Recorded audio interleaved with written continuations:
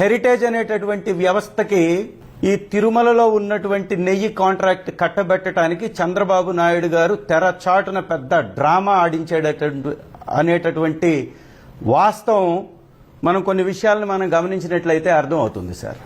Indapur dairy and milk product పేరుతోటి వీళ్ళ manufacturing unit ఉంది. ఇది ఇందాపూర్ లో ఉంది. బారామతికి దగ్గరలో ఉంటుంది ప్లాంట్ మహారాష్ట్రలో. ఈ ప్లాంట్ అనేక సందర్భాల్లో తిరుపతి నెయ్యి టెండర్లో పార్టిసిపేట్ చేసింది. 2014 నుంచి నేటి వరకు పార్టిసిపేట్ చేస్తూనే ఉంది. ఆశ్చర్యకరమైనటువంటి విషయం ఏంటంటే 2015లో ఈ కంపెనీ టెండర్ దక్కించుకొని L1 గా నిలిచి 278 రూపాయలకే నెయ్యిని సప్లై చేసింది. తర్వాత 2016లో డిస్క్వాలిఫై అయింది సార్. ఈ కంపెనీ డిస్క్వాలిఫై అయినటువంటి లెటర్ ఇది.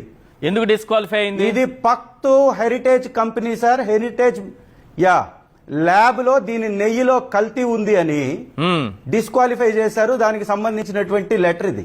2019లో కూడా సప్లై చేసింది సార్. ఇందాపూర్ హెరిటేజ్ కి లింక్ ఉంది. హెరిటేజ్ యొక్క మ్యానుఫ్యాక్చరింగ్ యూనిటే ఇందాపూర్. శ్రీరంగ నీతులు చెప్పినటువంటి చంద్రబాబు నాయుడు గారి అసలు స్వరూపం ఇది. ఈ కంపెనీ 2019లో 330 రూపాయలకే 31 రూపాయకే ఈ కంపెనీ నెయ్యిని సరఫరా చేసింది టీటీడీకి. డిస్క్వాలిఫై అయినటువంటి కంపెనీ 2016లో ఇవాళ 658 రూపాయలకి కాంట్రాక్ట్ దక్కించుకుంది. ఎట్లా సాధ్యం ఇది? ఇది హెరిటేజ్ కంపెనీ.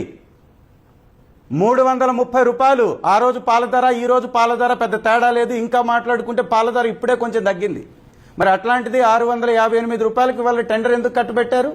హెరిటేజ్ తోటి పక్తు వ్యాపారం టీటీడీ తరఫు నుంచి చేస్తుంది చంద్రబాబు నాయుడు గారు అని చెప్పడానికి ఇంతకు మించినటువంటి ఆధారం అవసరం లేదని ముక్త కంఠంతో చెప్పొచ్చు.